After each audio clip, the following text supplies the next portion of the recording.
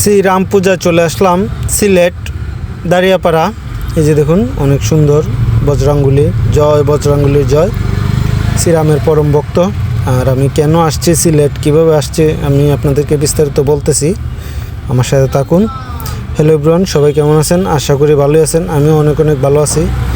আজকে আমি চলে আসলাম সিলেট আসার কারণ হচ্ছে আমি গাড়ি নিয়ে আসছি ডাক্তারের কাছে। হঠাৎ মাথা তাইলো যে ফেসবুকে দেখলাম বেশি করে শ্রী বজরাঙ্গুলির মূর্তি নাকি সিলেটে অনেক বড় তৈরি করা হয়েছে। তখন ভাবলাম আমি একটু দেখে আসি। হাঁটতে আমি যাইতেছি দাঁড়িয়াপাড়া, আর কাছে আইছি, আমি স্টেডিয়ামের কাছে আইছি। দেখেন হাঁটতে যাইতেছি দাঁড়িয়াপাড়া, প্রায় কাছাকাছি আয়া পড়ছি। তাই দেখতে পেলাম একটা বাগান, আমি ওই বাগানে একটু উপভোগ করি। এই যে একটু সময় ভিডিও করলাম, কইরা সেরা আবার হাঁটতে শুরু করলাম।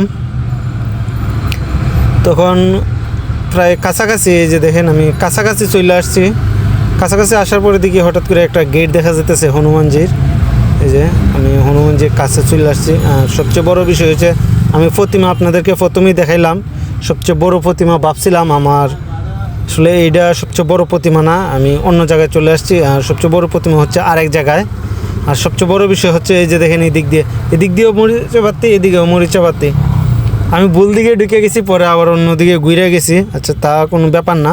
পরে আবার ঠিক দিকে যাইতেছি, হাঁটতে চলে আসলাম প্রায় মেন গেটের কাছে। এই যে দেখেন শ্রী হনুমান জয়ন্তী মহোৎসব, এই যে দেখেন গেট। অবশেষে আমি চলে আসলাম মন্দিরের ভিতরে।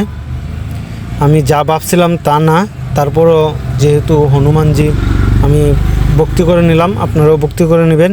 এই যে দেখুন ওইখানেও অনেক সুন্দর প্রতিমা তৈরি করা হয়েছে, দেখে আমার মনটা ভরে গেছে, অনেক ভালো লাগছে।